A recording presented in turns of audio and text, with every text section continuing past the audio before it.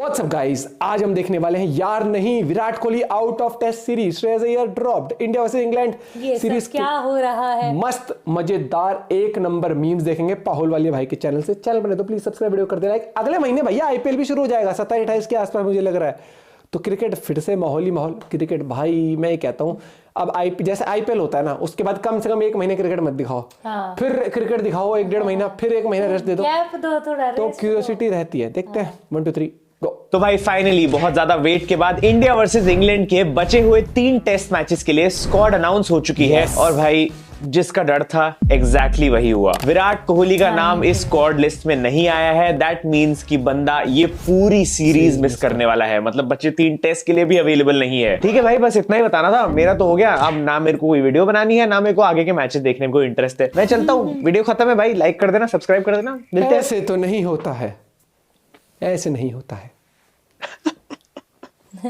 अरे बस कर भाई। काश मैं ये सब बोल पाता, बट कमबख्त तुम लोग के लिए कंटेंट भी तो बनाना है इस सीरीज के लिए, तो देखनी ही पड़ेगी अब सीरीज बिना विराट कोहली के। Yes Paul getting ready for making content।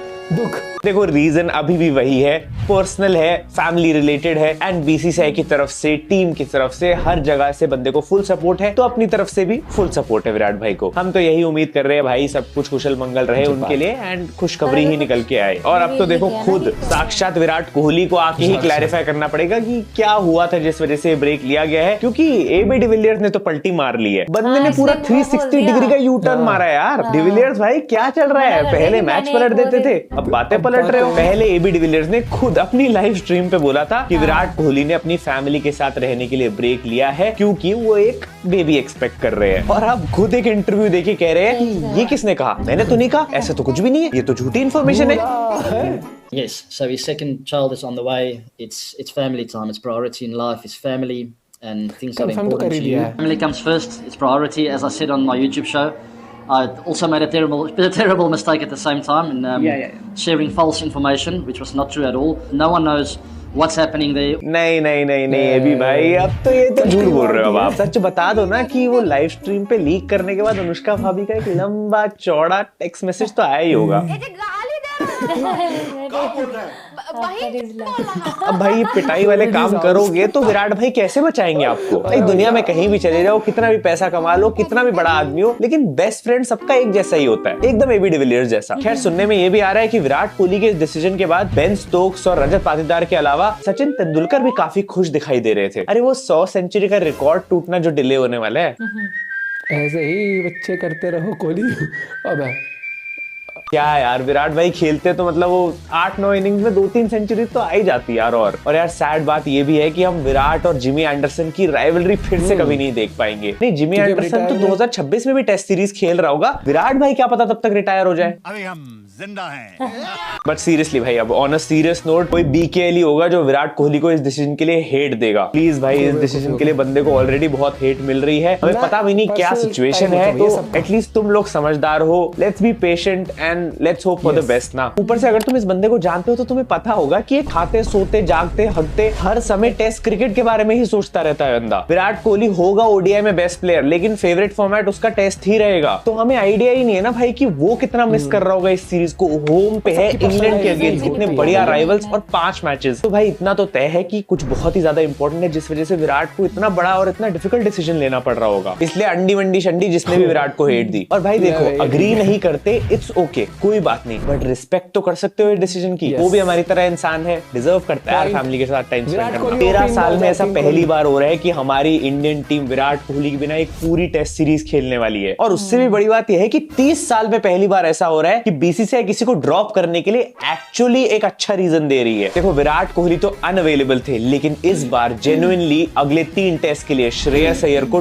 Drop कर दिया गया है। बैक स्पैज्म नहीं, सोर ग्रोइन नहीं, कोई स्टिफनेस इन बैक नहीं, बल्कि ड्रॉप किया गया है बोल के। एंड देखो मैं मानता हूँ बोल्ड डिसीजन है, बट नेसेसरी था। आई थिंक फैंस यहाँ पे सच डिजर्व करते हैं कि अगर कोई प्लेयर अच्छा नहीं खेल रहा तो कोई बीमारी का बहाना ना देके, बल्कि एक असली में बताया जाए कि वो डिजर्व नहीं करता इस समय टीम में खेलना, उसको बेटर करना पड़ेगा, जिससे एटलीस्ट हमें जो दिखता है कि दूसरों को चांस मिल रहा है वो फेयर हो जाता है। देखो 1-2 दिन पहले श्रेयस अय्यर की इंजरी न्यूज भी आई थी कि बंदा इंजर्ड है और डाउटफुल है अगले टेस्ट के लिए, जो कि मैंने अपने इंस्टाग्राम ब्रॉडकास्ट पे काफी सीरियसली शेयर की थी। लेकिन बाद में इसी से रिलेटेड न्यूज भी आई कि सिलेक्शन के लिए श्रेयस श्रेयस अय्यर को क्लियर कर दिया गया था, बंदा फिट था लेकिन सिलेक्ट ही नहीं किया गया। बट दैट ऑल्सो मीन्स कि जो टीम अनाउंस हुई है उसमें हमारे पास मिडिल ऑर्डर जो अब होने वाला है वो बहुत इनएक्सपीरियंस होने वाला है। बचे हुए 3 मैचेस में शुभमन गिल, रजत पाटीदार और सरफराज पे बहुत ज्यादा डिपेंड करना पड़ेगा और इनके पास इतना ज्यादा एक्सपीरियंस नहीं है, स्पेशली रजत और सरफराज। एंड ठीक है यार, मेक सेंस, मतलब हमारी टीम का सबसे बड़ा गबरू जवान आशिक श्रेयस अय्यर अगर वैलेंटाइंस डे के दिन पे नेट प्रैक्टिस सेशंस कर रहा होता तो अच्छा थोड़ी लगता है। बंदा थोड़ा घूमे इधर उधर, किसी को घुमाए तो मजा आएगा ना। मस्त प्लान है, क्या मस्त प्लान है। अब टीम की बात कर लेते हैं तो Rohit Sharma obviously back as captain, Bumrah back as vice captain, Shubman Gill, Jaiswal, Patidar, Sarfaraz, Dhruv Jurel, KS Bharat ये सब वापस आ चुके हैं। सिराज मियां तो पहले से टीम में थे बट बोला जा रहा था कि बुमराह को शायद 3rd टेस्ट के लिए रेस्ट दिया जा सकता है, बट अब वो डिसीजन भी हटा दिया गया है और बुमराह भाई अवेलेबल है नेक्स्ट मैच के लिए भी। मुकेश कुमार अभी तक इस लिस्ट में क्या कर रहे हैं मुझे भी नहीं पता, पर हाँ अपना स्पिन अटैक जो कि आगे मैटर करेगा बहुत तगड़ा लग रहा है। ऐश अन्ना है, सुंदर है, अक्षर है और कुलदीप भी है। बेसिकली जो 2nd टेस्ट मैच तक स्क्वाड खेली थी ऑलमोस्ट वही कॉपी पेस्टेड है। पूरी टीम की लिस्ट तुम्हें मेरे एज यूजुअल टेलीग्राम पे मिल जाएगी, ज्वाइन नहीं कर रखा तो कर लो भाई, 30 के मेंबर्स वहां पे भी कंप्लीट होने वाले हैं। बहुत सारी ऐसी इनसाइडर इन्फॉर्मेशन और न्यूज और मीम्स शेयर करता रहता हूं वहां पे, तो ज्वाइन कर लो, फन आता है फुल। अब खुशखबरी है असली आरसीबी फैंस के लिए। आकाशदीप जो कि आरसीबी के पेस बॉलर है उनको स्क्वाड में ऐड कर दिया गया है based on his domestic form and recent performances. अच्छा है सिर्फ डोमेस्टिक फॉर्म के बेसिस पे सिलेक्ट हुआ है बंदा, वरना आरसीबी की बॉलिंग तो हम जानते ही है।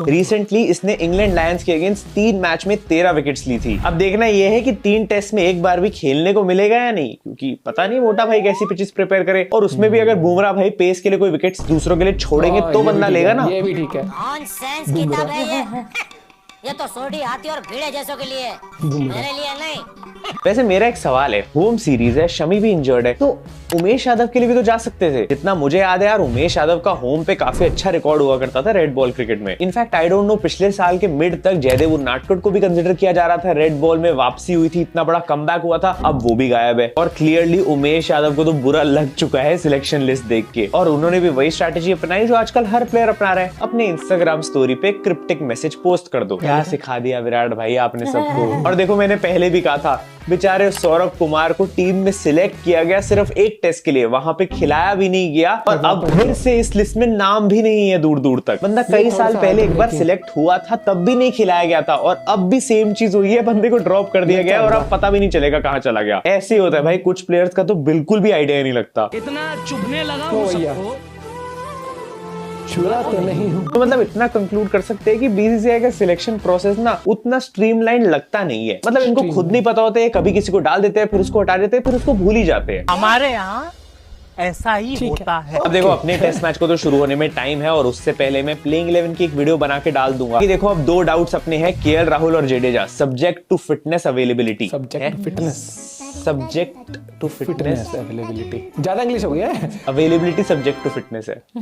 मतलब इन दोनों की अवेलेबिलिटी सब्जेक्ट टू फिटनेस है कि अगर ये ठीक हो गए तो खेल लेंगे 3rd मैच में, वरना 4th या 5th तक वापस आ जाएंगे। देखो यार जड्डू के बिना हम फिर भी चला सकते हैं, लेकिन केएल राहुल अपने को जल्दी से जल्दी चाहिए, क्योंकि मिडिल ऑर्डर तुम्हें पता है स्ट्रॉन्ग नहीं है, इनएक्सपीरियंस्ड है अभी। मैं तो ये सोच के भी हैरान हो रहा हूँ कि अभी तक ईशान किशन का नामो निशान नहीं दिख रहा टीम में। देखो कुछ तो है इस सिचुएशन के बारे में जो हमें नहीं पता है, क्योंकि मेंटल फटीग वाला रीजन अब ईशान किशन पे खुद भारी पड़ चुका है। बेचारे ईशान भाई रोज यही सोचते होंगे इतना तो उस समय भी नहीं था जितना अब बीसीसीआई दे रही है बार बार ना सिलेक्ट करके। मैं नहीं बचेगा इधर, ओ भाई बहुत सारी अजीब अजीब अफवाहें भी फैल रही है, पता नहीं कितना सच है कितना झूठ है, लेकिन ट्रस्ट मी भाई कुछ तो है यहाँ पे। I mean my point is कि यार केएस भरत फिर से टीम में है, ठीक है, मतलब बंदा ट्रेडिशनली एक अच्छा विकेट कीपर है, बट बैटिंग लगता नहीं बैटिंग से कोई लेना देना है भाई का। मतलब जब केएस भाई का लिस्ट में नाम देखता हूँ ना तो मुझे ऊपर वाले पे यकीन हो जाता है। जिस भगवान ने इस भाई को इंडियन टेस्ट टीम में इतनी आसानी से जगह दे दी, तो मेरे लिए तो कुछ अच्छा सोच के रखा ही होगा। जिंदगी हो तो ऐसी हो, जिंदा तो झांक के बाल भी। भाई मैं मेंटल फटीग ईशान किशन को प्रेफर करूंगा, एक टांग पे ऋषभ पंत को प्रेफर करूंगा, 38 ईयर ओल्ड रिद्धिमान साहा को प्रेफर कर लूंगा भाई। बट पता नहीं क्यों लेकिन केएस भरत ने अभी तक प्रूव नहीं करा है, इतने चांसेस मिल गए हैं। ऊपर से विराट भाई के ना होने से प्रॉब्लम ये हो गई कि हम ध्रुव जुरैल को नहीं खिला सकते, क्योंकि हम सरफराज और पाटीदार ऑलरेडी ये नए प्लेयर्स खिला रहे हैं। अब इतने ज्यादा नए प्लेयर्स हो जाएंगे, राहुल भी अवेलेबल नहीं है, तो इसीलिए अगले मैच में I think KS Bharat forcefully enter हो ही जाएगा टीम में, और बस फिर क्या हम 10 प्लेयर्स से बैटिंग करेंगे। खैर ऑन अनदर नोट नोट एक और रीसेंट न्यूज आ रही है जड्डू भाई से रिलेटेड कि जड्डू भाई और उनके फादर के बीच में एक कंट्रोवर्सी क्रिएट हो गई थी आफ्टर एन इंटरव्यू, जिसके बाद ट्विटर पे जड्डू भाई ने अपना एक्सप्लेनेशन भी दिया था। एंड गेस व्हाट, इस समय सब जड्डू भाई को गाली दे रहे हैं कि ये अपने घर वालों के साथ नहीं रहता, जो अपने घर और परिवार के साथ नहीं रहता वो देश का क्या होगा। और वहां जब कोई बंदा अपने घर और परिवार के साथ रहना चाह रहा है, विराट कोहली, तो वहां भी तुम ट्रोल कर रहे हो। अबे हिपोक्रेसी की भी कोई सीमा होती है यार। कौन है ये लोग? कोहली फैमिली को प्रायोरिटाइज करे तो प्रॉब्लम, जड्डू फैमिली को प्रायोरिटाइज नहीं करना चाहता उसमें भी प्रॉब्लम। मतलब उनकी पर्सनल लाइफ का कुछ है ही नहीं। इतनी तेज तो कुलदीप की बॉल नहीं घूमती जितनी तेज हमारी पब्लिक घूमती है। खैर इस पूरी सिचुएशन के बारे में तुम्हारा क्या कहना है मुझे कमेंट्स में जरूर बताना। विराट और जडेजा दोनों की सिचुएशन के बारे में तुम क्या सोचते हो कमेंट में लिख के बताना। एंड फाइनली जिन लोग को नहीं पता उनको ये भी बताना चाहता हूँ कि अपनी इंडियन अंडर 19 की टीम वर्ल्ड कप के फाइनल में पहुंच चुकी है। और गेस करो मैच मैं नहीं सुन रहा मैं नहीं सुन रहा हार गई इंडिया। ऑस्ट्रेलिया से हारी है। हार गई ऑस्ट्रेलिया से यार। सब लोग यही कह रहे हैं कि फोटो में इस तरफ खड़े होगे तो हारोगी। हर बार जब भी ऑस्ट्रेलिया के खिलाफ हम इस तरफ खड़े हुए हम हारे हैं। वो तो चलो सुपरस्टिशन हो गया लेकिन हार गई। लेकिन वेल डिजर्व, बहुत अच्छा खेली इंडियन क्रिकेट टीम भी अपनी। और अगर मैं बात करना चाहता हूँ भाई देखो, पर्सनल प्रोफेशनल लाइफ को अलग रखो। वो आप उस प्लेयर को एज ए क्रिकेटर जज करते हो। हार्दिक पांड्या के इतने सारे इंटरव्यूज आते हैं, बहुत मतलब कई थोड़े वल्गर भी होते हैं, कुछ भी होते हैं, लेकिन एज अ प्लेयर उसको हम वो वाली रिस्पेक्ट दे देते हैं कि भाई वो जब इंडियन टीम के लिए खेल रहा है तो भाई सबकी एक्सपेक्टेशन होती है अच्छा करे वो, ठीक है। ऑफ फील्ड जो होता है आप उसके ऊपर जैसे जज करना करो, लेकिन पर्सनल लाइफ में भाई किसके क्या चल रहा है आप उसमें आपको नहीं पता राइट क्या होंगे। हम तो एज एन ऑडियंस फ्री बैठे बैठे बोल देते, चलो वो एक क्रिटिक्स वाला काम हम कर देते, लेकिन इन जनरल रियलिटी में हमें नहीं पता होता। लेकिन अगर हम विराट कोहली को एज अ प्लेयर जानते हैं तो हम उनके पूरी रिस्पेक्ट करनी चाहिए। विराट कोहली वो प्लेयर है कि कैजुअली नहीं बोल देगा कि मतलब नहीं कुछ होगा, कुछ ज्यादा ऐसा होगा प्रॉब्लम तो ठीक है, इट्स हिज चॉइस यार। वो एक बात बताओ, आप नौकरी करते हो, आप नहीं एक्सपेक्ट करते अरे यार मुझे 15 दिन छुट्टी मिल जाए घूमने। आप तो अपने काम से छुट्टी लेके जा रहे हो। तो वो बंदा, हर एक बंदा जो भी जॉब करता है वो क्रिकेट खेल रहा है, वो प्रोफेशन है उसका, वो उसकी जॉब है, देश के लिए रिप्रेजेंट कर रहा है। तो भाई हर एक इंसान को अगर पर्सनल स्पेस भी चाहिए तो वो चीज़ है, उसमें कोई वो चीज़ नहीं है कि वो नहीं मिल सकता। क्यों नहीं मिल सकता भाई? जब हम अपनी ऑफिस से छुट्टी मांग सकते हैं, अगर मान लो कोई एक दिन एक्स्ट्रा बुला लेता हम तो उसी में पीछे पड़ जाते हैं। ऐसे कैसे हैं लोग? तो ऐसे गोली भी देते हैं, बुखार हो ना हो बुखार बोल के और पिक्चर देखने चले जाते हैं। ये तो बहुत फ्रॉड करती थी ये भाई साहब। ऐसे कहती थी कि क्या कहती थी तू? मैं कुछ कहती नहीं थी, ये डायरेक्ट कहती मैं नहीं आ रही जो सोचना सोच लो। ऐसे ही कर करके इसने भाई साहब कम से कम 51 कंपनियां बदली थी। 51 101 मिलते हैं आपसे वीडियो के साथ। Bye bye, take care.